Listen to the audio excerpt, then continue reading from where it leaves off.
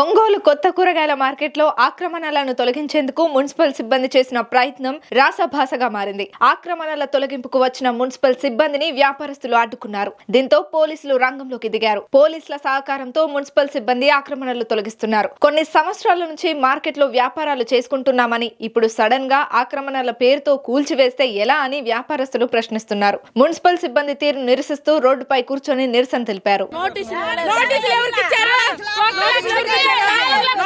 వాళ్ళు ఏంటిది వడ్డీ కడతారా కట్టగలరా?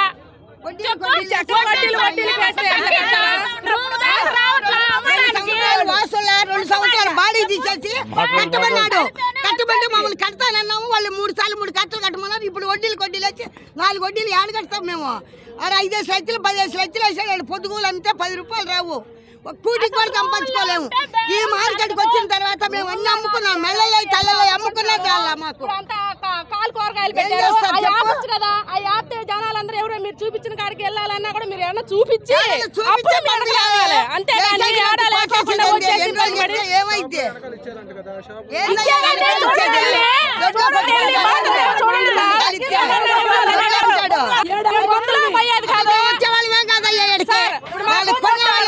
ఎత్తున పెట్టారు. మేము వచ్చాము మీరు చూడండి కావాల్సిన వీడియో దీని మొత్తం ఇటు నుంచి ఇటు పూలకొట్లు వెనక ఎంత పోతుందా గొంతులు ఎట్లా వెళ్తారు వచ్చేవాళ్ళని పోయేవాళ్ళని మీరు చూడండి. నేను ఎడుగుతుంది మాది గొంతులే ఆ కొట్టు గొంతులు వచ్చేసారు. ఆ కొట్టు ఆడ కూర్చున్నాము. మమ్మల్ని ఇంటికి పంపించి కమిషనర్ వేసుకోమన్నాడు వేసుకున్నాడు. ఆయనకి ఎందుకు ఇస్తారు? ఏమిటికి ఇస్తారు? ఆయనకి ఏం చూసిచ్చారు? ఆయనకి మేము బురద అయ్యాడ బురదలో బొల్లాడేమో మట్టి ఆడ తీసుకుంటే కూర్చుంటే సరిపోయిందా?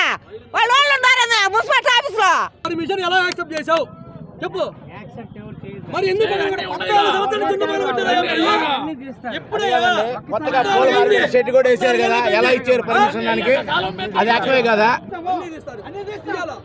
డ్రైనేజ్ ఎలా చేస్తారు?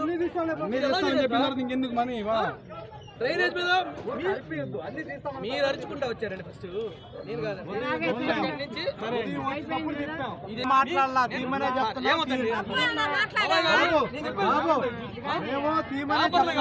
నేను తీస్తానని మీకు క్లియర్ చెప్పాను. మీరు అరుచుకున్నందుకు నేను మాట్లాడాను. చెప్పండి ఏది ఇంకా లేని చూపించవచ్చు.